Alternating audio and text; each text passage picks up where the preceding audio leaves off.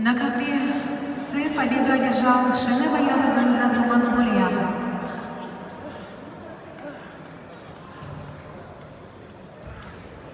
Приглашается весовая категория до 70 килограммов, ковер С, Крылов Илья, Бадеев Александр.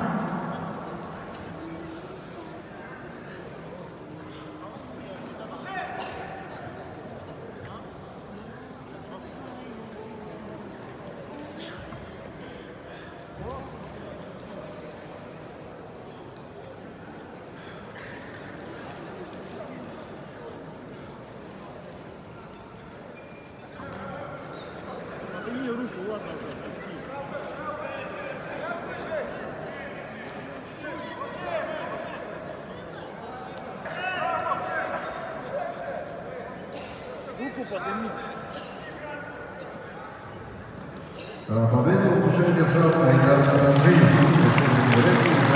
Третье место сегодня до 125 килограммов.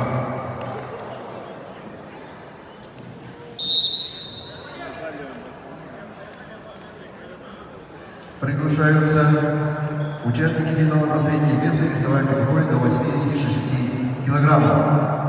Александр Классникин, Республика Бурятия. Дмитрий Кармаев, Республика Бурятия.